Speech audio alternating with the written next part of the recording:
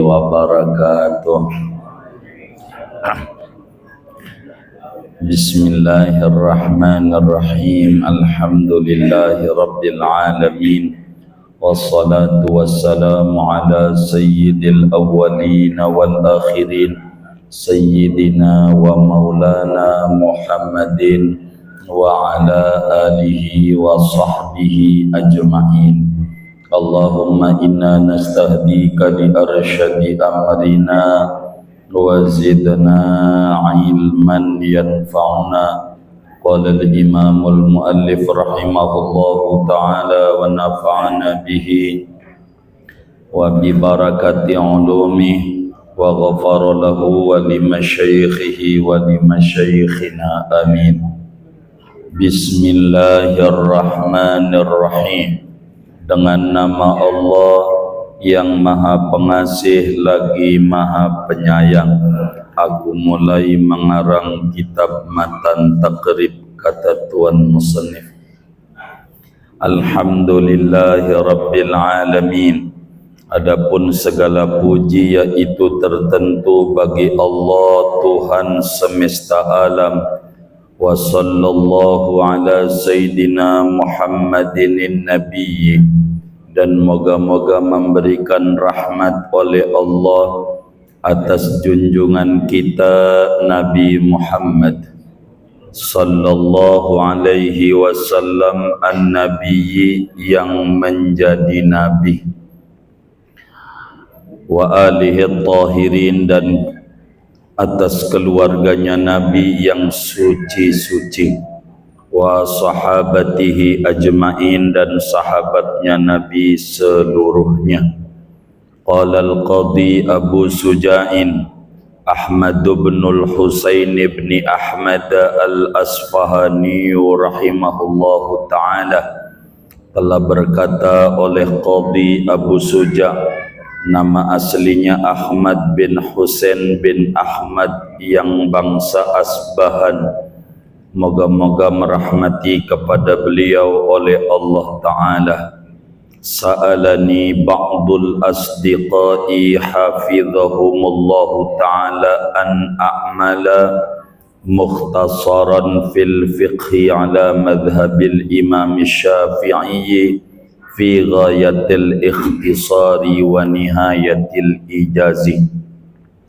Telah meminta kepadaku oleh sebagian teman-teman, moga-moga melindungi akan semua teman-teman oleh Allah Ta'ala, meminta agar aku membuat akan kitab yang ringkas pada disiplin ilmu fikih mengikuti atas madhab Imam Syafi'i, yang kitabnya pada sangat ringkas dan sehabis-habisnya ringkas.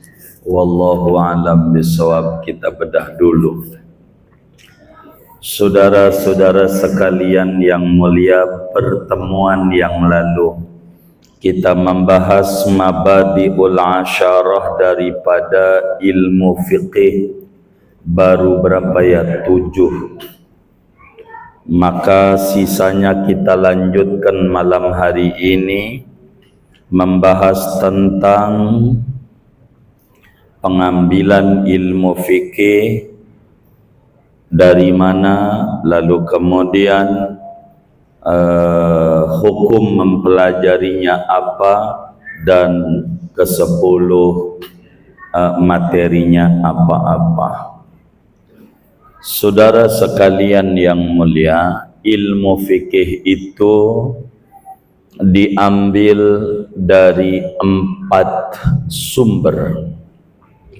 Yang pertama adalah Al-Quran, yang kedua hadis Nabi, yang ketiganya ijma', dan keempatnya qiyas. 4 inilah disepakati oleh ulama madzhab 4. Sebetulnya hampir 12 yang lain ikhtilaf. Dalam madzhab Syafi'i nanti ada istishab, begitu. Ada madhab seperti Ahmad bin Hanbal namanya saddan lidzara'i', ada namanya masalihul mursalah pada madhab lain. Tapi yang 4 ini pokok. Jadi kalau mau mengambil hukum Islam, pertama dari Quran. Jadi fikih itu ilmu persan dari Quran dan hadis yang sudah enak mengenakan. Itulah fikih. Kenapa dikata enak mengenakan?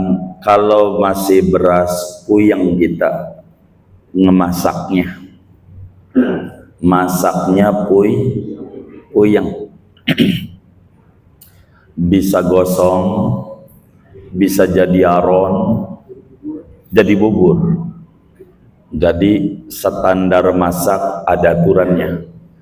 Yang enak semacam KFC begitu, udah matang, perut kita lapar. Bukan ngomongin nih beras nanamnya berapa bulan, pengairannya berapa, puyeng kalau begitu tuh, puyeng. Kita mau orang lapar tinggal makan. Ilmu fikih itu tinggal makan dari Quran. Bila di Quran tidak ketemu, maka kemudian ngambilnya dari hadis.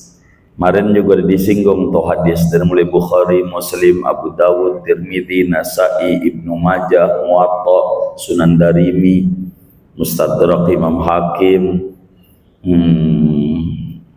Sahih Ibnu Hibban, Sahih Ibnu Khuzaimah, Sunan Ad-Daraqutni, kemudian itu Mu'jam At-Tabarani, Sunan Al-Baihaqi, Musnad Ahmad bin Hambal. Ini referensi hukum.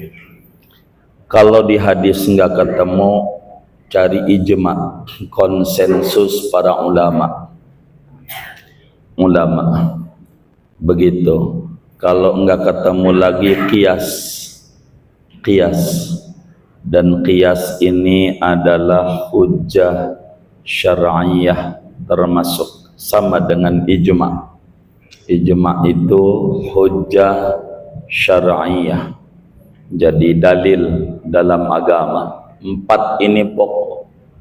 Semua fikih ini nggak akan lepas dari 4 sumbernya, tapi semuanya berpulang pada Quran dan hadis.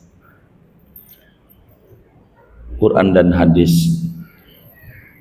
Kata Imam Haddad, saudara, wa'lam annahu la yastaqillu fi ardi jami'i umurihi allati taqa'u minhu fi zahirihi wa fi batinihi alal kitabi was sunnati kullu ahad, fa inna dhalika makhsusun bil ulama'ir rasikhin, fa in ajazta an syai'in min dhalik fa alayka birruju'i ila man amarakallahu ta'ala birruju'i ilaihi fi qawlihi azza wa jal fas'alu ahla dzikri in kuntum la ta'lamun.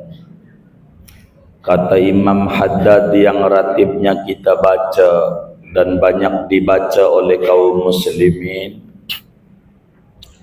Imam Haddad bilang, ketahuilah olehmu, tidak semua orang bisa langsung comot-comot dari Quran dan dari hadis dalam setiap problematika kehidupan yang menyangkut pada dirinya.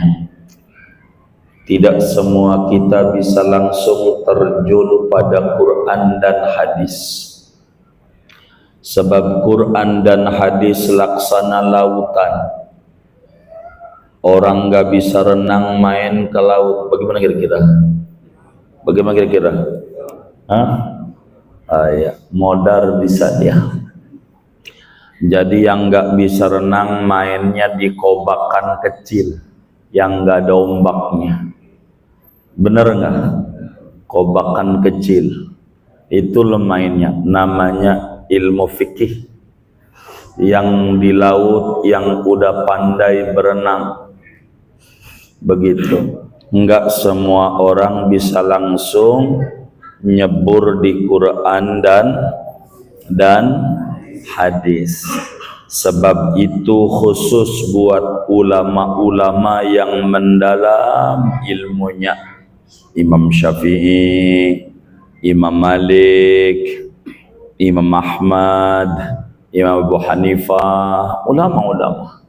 Begitu juga yang lainnya, Imam Auza'i, Sa'id bin Musayyab, Imam Lais bin Sa'ad, Imam Sufyan bin Uyainah, Sufyan Sauri, Imam Abu Saur, dan seterusnya. Itulah mereka. Terus bagaimana bagi kita yang tidak bisa nyebur di Quran dan hadis? Kata Imam Haddad, fa in ajazta an syai'in min dzalik, kalau Anda tak mampu nyebur di Quran dan hadis, maka ada tugas dari agama. Apa itu?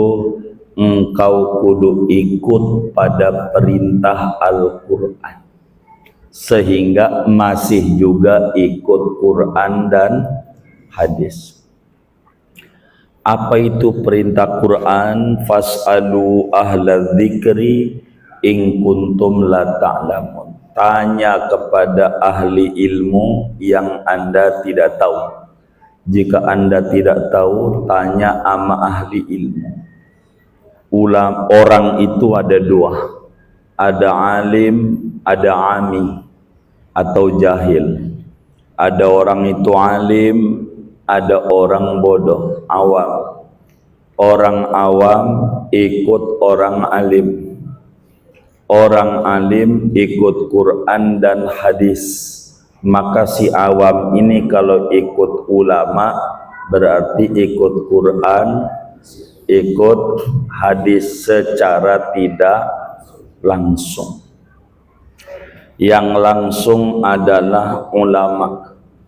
Jadi kita disuruh ikut ulama, ulama disuruh ikut Quran dan hadis. Begitu tugasnya. Begitu. Kita disuruh ikut siapa? Ulama. Kenapa kita orang awam disuruh ikut ulama? Begini saudara, orang awam semacam kita ini kayak bocah umur 5 tahun diajak jalan-jalan ke Ragunan sama babanya, karena memang yang rada murah liburan ya Ragunan, ngakurin muka sama buyut. Begitu, bener nggak? Oh begitu, ke Ragunan. Nah bapaknya dekat kandang macan, lari. Maka bocah ini pun juga, bocah ini lari. Itu cara bocah cerdas, ikut lari. Ketika ditanya kenapa kamu lari, ikut bapak. Kenapa bapak lari? Tahu dalil bahwa macan itu galak, bisa diterkam. Maka bocah yang cerdas kalau bapak lari ikut lari. Jangan jadi bocah yang tidak cerdas. Gua mau diem aja. Ngapa baba lari? Gua belum tahu alasan baba lari. Gua mau diem aja. Ogah mau ikut lari. Yang kayak begini bagaimana kira-kira? Terkam macan. Begitulah orang awam, udah ikut aja sama ulama. Kalau ulama udah ngomong, udah ikuti. Itu selamat.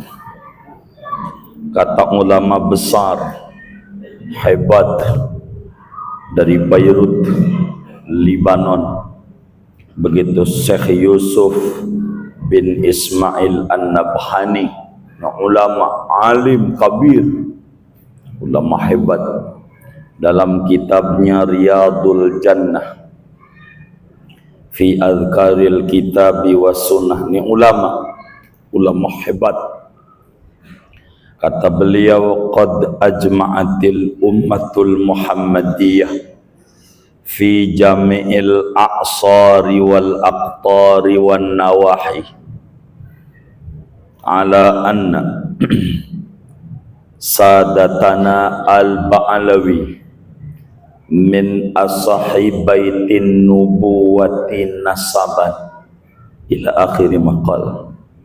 Kata beliau, sungguh telah seia sekata tu sepakat, konsensus semua ulama nih, bukan baru, sebab ada ulama ada baru, ada dua. Sungguh telah sepakat semua ulama dari berbagai benua, berbagai daerah, berbagai negeri, bahwa Ba'alawi, para habaib Ba'alawi itu adalah nasab habib yang paling sahih menuju Rasulullah daripada turunan Sayyidina Husain. Dulu, zaman dulu lah, udah ngomong, namanya juga ulama, maka kita disuruh ikut ulama, jangan ikut baru. Kalau ulama bilang ijma itu saya sekata semua ulama. Kalau yang nyeleneh nggak usah dengerin, nama jadi nyeleneh, rusak kita orang. Ijma. Orang awam itu ikut kiai ikut mana? Quran dan hadis. Maka Imam Syafi'i, Imam Malik, Imam Ahmad, Imam Abu Hanifah, ini ulama-ulama semuanya ikut Quran, ikut hadis. Enggak ada yang ngarang-ngarang, enggak ada. Semuanya sumbernya dari Quran dan hadis, sumbernya. Begitu saudara. Nah, kita yang awam udah ikut fikih aja. Kalau kata kitab fikih, maka itu berarti kata Quran, kata hadis. Walaupun kita nggak tahu, udah ikut yai aja. Selamat. Tuh begitu, selamat. Sebab kita ini hidup saudara di zaman akhir. Zaman akhir itu enggak kayak zaman dahulu. Pohon duren dulu mah buahnya duren, pohon apalagi itu apel buahnya apel, rambutan buahnya rambutan, mangga buahnya mangga. Itu zaman dulu, selamat. Zaman akhir ada pohon mangkudu buahnya pace. Ini pohon ama buah ama pohon nggak sama, bener nggak? Ya Allah, babanya suka muludan, anaknya nentang-nentang. Begitu babanya suka tahlilan, anaknya malah yang ngamuk-ngamuk. Ini namanya mengkudu, buahnya pace. Kita jangan, biar selamat. Sabar, sabar, pelan. Begitu, tenang. Jadi begitu saudara. Dalil fikih itu dari Quran, hadis, ijma, qiyas. Itu begitu dalilnya, qiyas. Begitu, qiyas.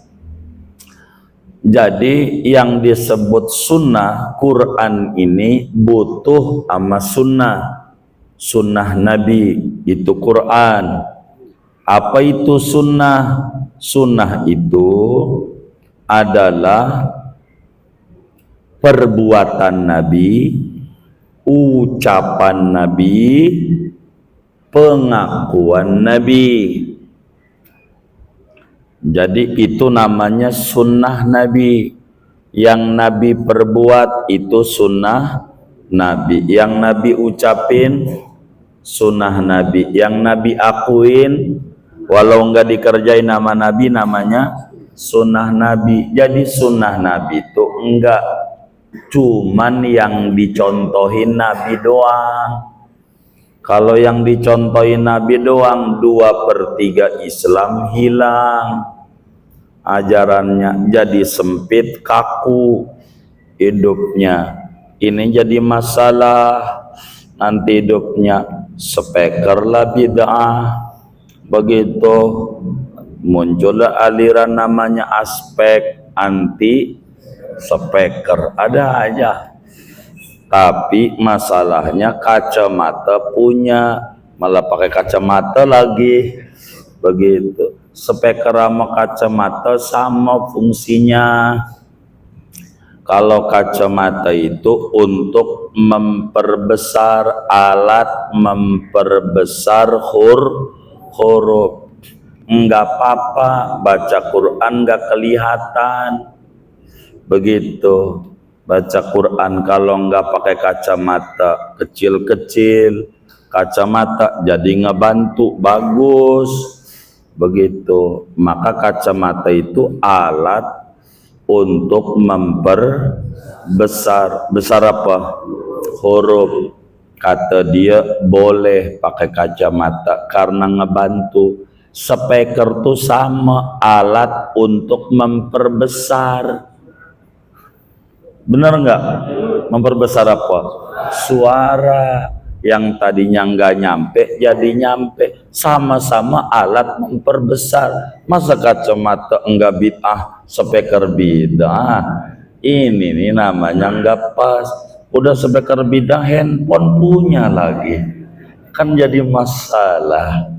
Begitu. Ini zaman akhir. Kita jangan dibikin puyeng Ustaz, nyantai, sabar.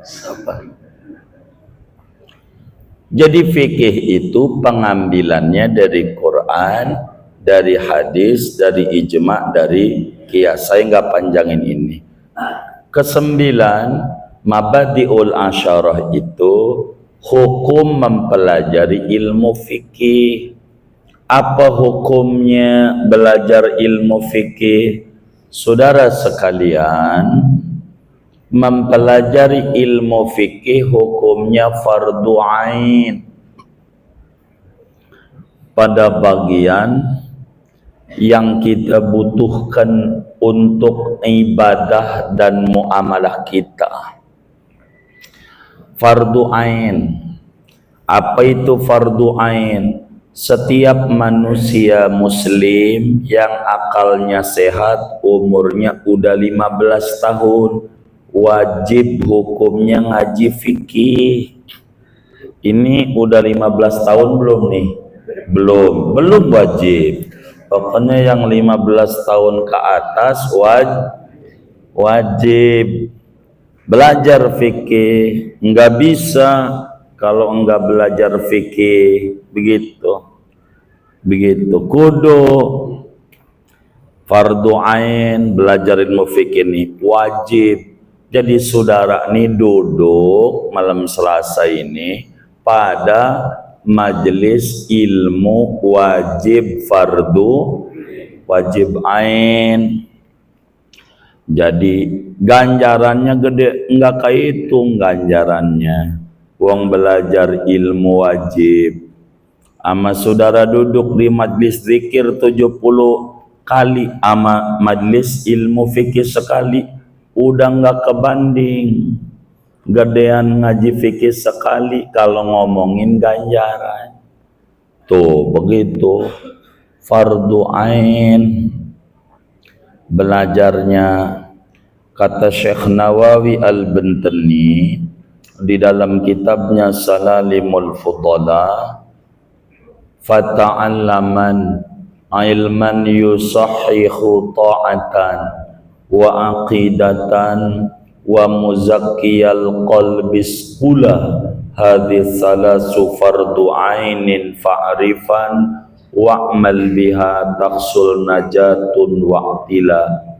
Pelajarilah ilmu yang mengesahkan ibadah, namanya ilmu fikih. Pelajarilah ilmu yang meluruskan akidah, membentengi akidah, namanya ilmu tauhid. Pelajarilah ilmu yang membersihkan hati, namanya ilmu akhlak, ilmu tasawuf. Hadis salasu fardu ainin fa'rifan. 3 ilmu ini hukumnya fardu ain belajarnya. Udah ngaji tauhid belum? Oh udah tamat. Alhamdulillah. Maka kita kudu ngaji fikih fardu ain. Kata para ulama, man shalla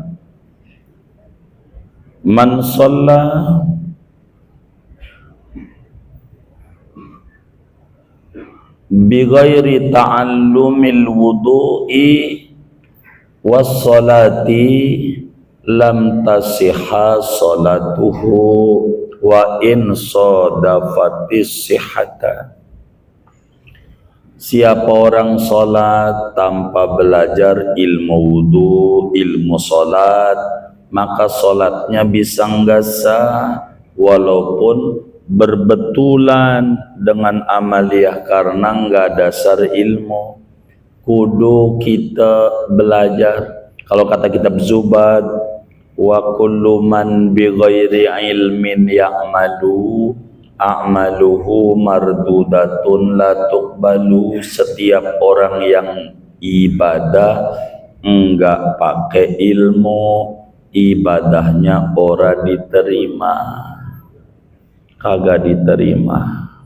Maka ngaji fikih nih ngaji ilmu ibadah fardu ain, biar benar kita ibadahnya fardu ain. Keterakhir, materinya apa ilmu fikih? Macam-macam. Qadayahul bahisatu an ahwali mawdu'i. Fikih itu materinya banyak. Begitu fikih, macam-macam. Dan kitab kita ini kecil tapi lengkap. Pertama, kitab kita ini membahas fikih ibadah. Dari mulai wudu, sholat, di dalamnya nih, wudu, mandi, segala macam, sampai sholat, zakat, puasa, haji. Ini namanya fikih ibadah. Udah kelar ini, nanti dibahas fikih muamalah. Ekonomi Islam. Bagaimana jual beli COD, bagaimana jual beli online dibahas. Bagaimana jual beli pupuk kandang ada di sini. Muanya ada. Sabar. Ini belum mulai. Baru mau fikih muamalah. Bakal dibahas apa itu saham, apa itu obligasi, dan seterusnya. Bagaimana sistem karyawan dalam Islam, apa itu CV, PT, firma, yang disebut TBK, apa itu.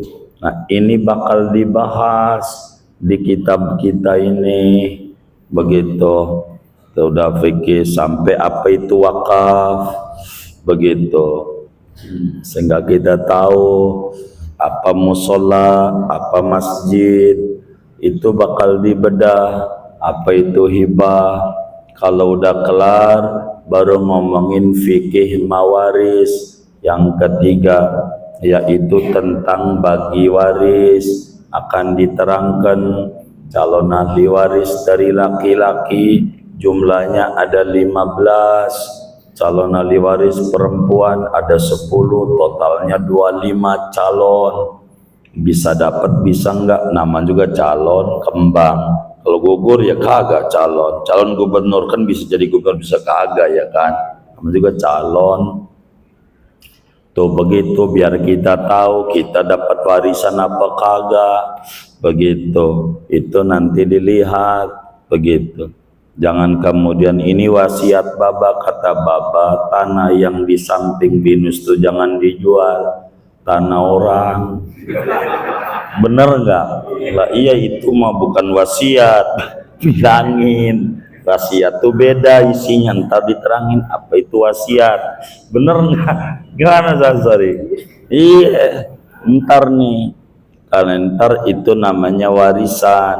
Dengan warisan kita punya duit, maka keempatnya fikih munakahat, hukum perkawinan Islam bakal diatur. Kan kawin perlu duit, bener nggak? Ngomongin warisan dulu kitab tuh, baru ngomongin nikah. Begitu, di sana bakal ngomongin nikah, ngomongin wali nikah, ngomongin tentang cerai. Apa itu cerai? Cerai satu bagaimana? Cerai dua bagaimana? Cerai tiga bagaimana? Bagaimana kalau tiga sekaligus? Bagaimana kalau cerainya lagi marah-marah? Yaudah kalau begini cerai aja. Ya udah, gue cerai. Gitu. Jangan atuh. Ya udah tiga. Nah, ini bagaimana tuh kalau begitu tuh? Itu bakal dibahas di kitab kita, namanya hukum perkawinan dalam Islam. Inilah hebatnya kitab kita, akan dibahas. Entar ngomongin tentang hukum perdata lagi, entar ngomongin hukum pidana Islam.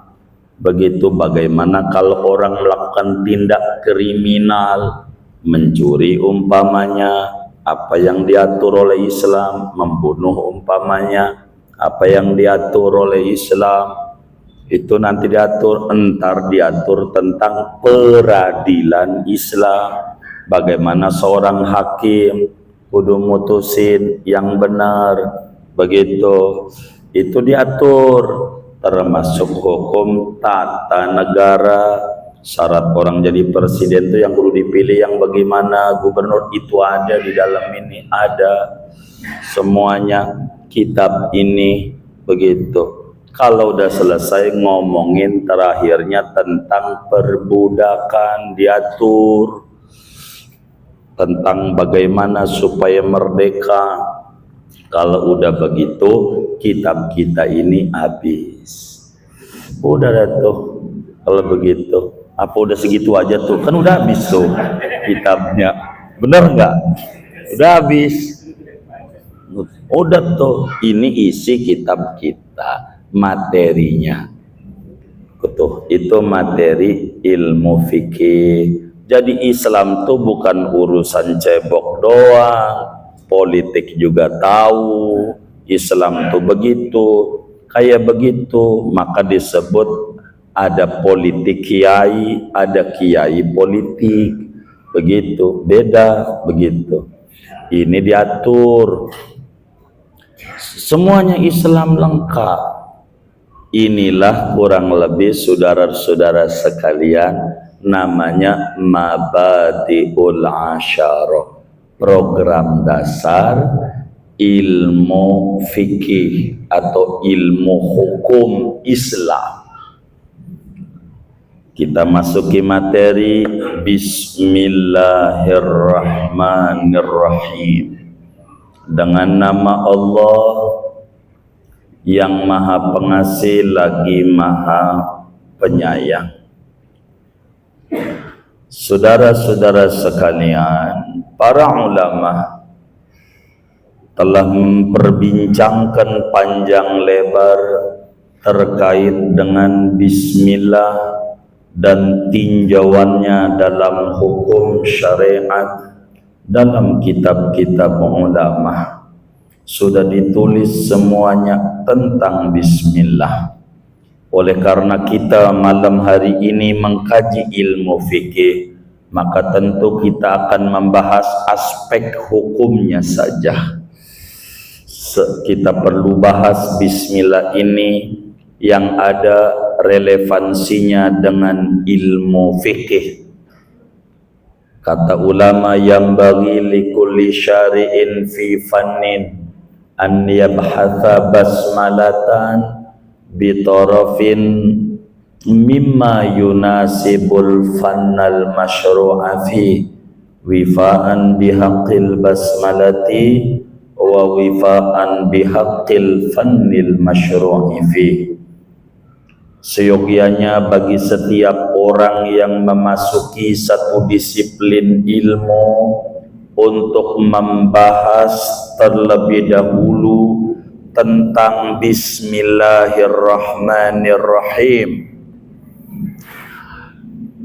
dengan bahasan ala kadarnya yang ada relevansinya dengan disiplin ilmu yang dipelajari, sebagai menunaikan hak bismillah dan menunaikan hak disiplin ilmu yang dipelajari. Malam hari ini saudara kita mengkaji ilmu fikih, maka perlulah kita membahas bismillah yang ada keterkaitannya dengan ilmu fikih saja, meskipun bahasannya tidak panjang lebar. Perlu diketahui saudara, bismillah dalam tinjauan ilmu fikih hanya terbatas pada hukumnya saja. Hukum baca bismillah itu apa? Karena ilmu fikih itu membahas tentang aspek hukum. Jadi ketika ditanya apa hukum baca bismillahirrahmanirrahim, maka perlu diketahui bahwa hukum baca bismillah itu ada 5. Ada baca bismillah itu hukumnya wajib.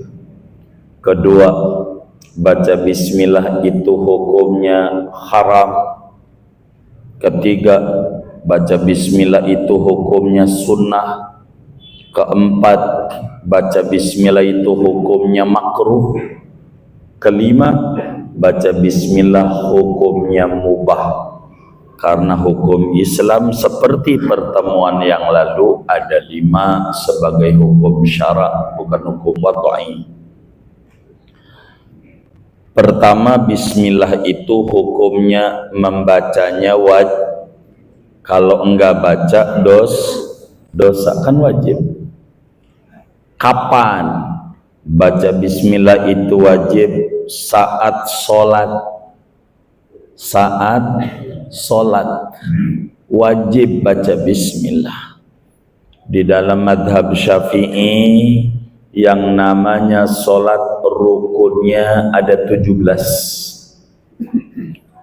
Di antaranya membaca surat Al-Fatihah, dan surat Al-Fatihah itu ada 7 ayat. Ayat pertamanya Bismillahirrahmanirrahim. Maka orang yang sholat yang tidak baca bismillah tidak sah sholatnya, tidak sah sholatnya kalau enggak baca, karena bismillah adalah bagian Al-Fatihah, dan Al-Fatihah merupakan rukun sholat seperti nanti di depan. Sehingga bismillah ini kudu dibaca, jangan sampai enggak baca. Urusan saudara bacanya kenceng apa pelan bab lain. Yang penting baca. Ada orang dari Rawabelong umroh begitu, pulang umroh dia langsung aja di masjid sholat, kagak baca apa? Bismillah, dia langsung aja alhamdulillahirabbil alamin. Selesai salam ditegur sama temannya, bang, kok kagak baca bismillah? Dia melotot, makanya umroh begitu. Jangan mainnya di pasar kembang aja, begitu kata dia. Makanya umroh di Arab kagak baca bismillah, begitu kata dia. Emang lu udah tanya imamnya, Ya tanya sih kagak, gua juga gak tahu tuh imam sholatnya di mana. Lah, emang lu di Mekahnya di mana? Gua sih di lapangan, lapangan sholatnya. Begitu. Lu tanya tuh imam baca apa kagak? Pokoknya yang gua denger kagak baca dia. Lu kagak tanya, nyimpulin diri. Imamnya siapa? Yang saya dengar sih kata yang bimbing tuh namanya Imam Sudes begitu. Oh, Imam Sudes itu baca bismillah dia pelan begitu. Kalau ente namanya Imam Sadis, nggak pakai nanya, ente nyimpulin begitu gitu, melihatnya pakai kuping. Yang ngelihat pakai kuping tuh bukan pakai mata, Imam Sadis begitu. Jadi ada yang pelan, ada yang kenceng bacanya, tapi baca, bukan ente kagak baca gitu. Oh begitu, makanya ngaji malam Selasa udah begitu aja dia, hebat juga begitu. Jadi bismillah itu wajib. 1. 2, baca bismillah itu hukumnya haram. Udah belum ya?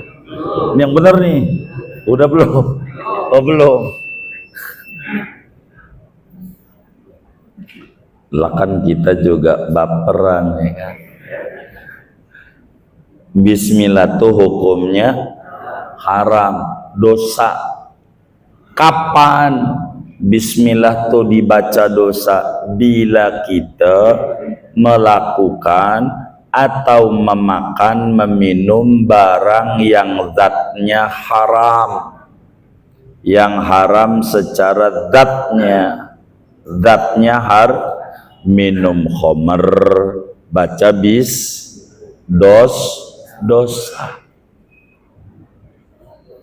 dosa karena khamr itu haram, dosa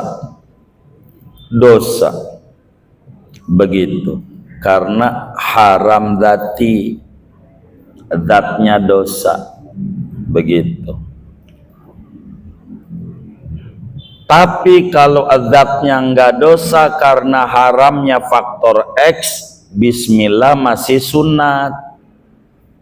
Seperti makan nasi uduk dapat nyolong, nasi uduknya dapat, makannya ini masih sunnah baca.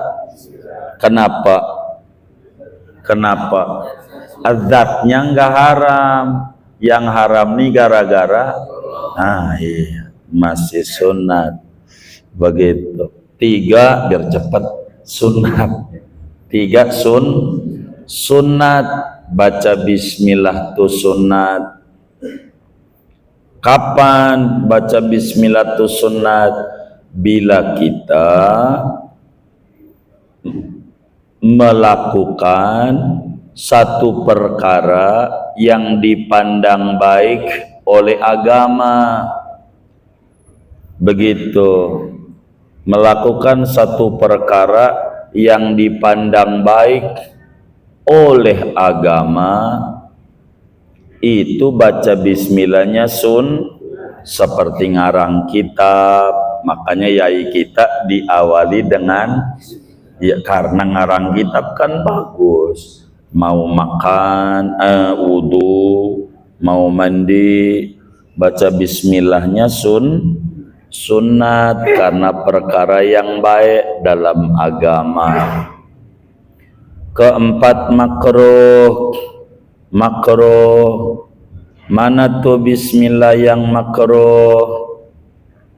Seperti kita mau memakan atau melakukan perkara yang makruh secara zatnya.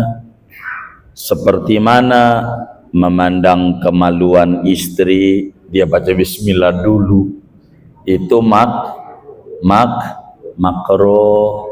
Makan yang makruh zati, maka bismillahnya makruh.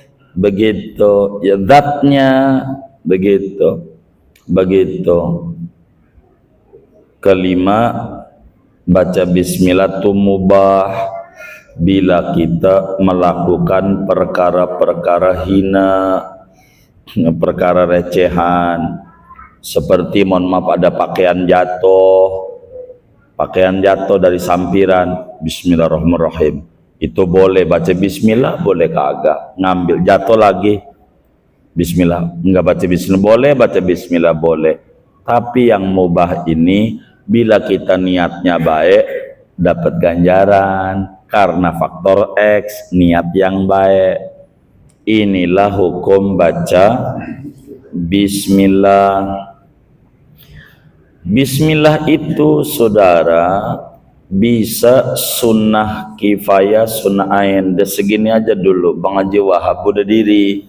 Maknanya kita sudah segini udah cukup. Wallahu a'lam bishawab. Enggak apa-apa, saudara kita jangan domelin. Begitu ya Allah. Begitu.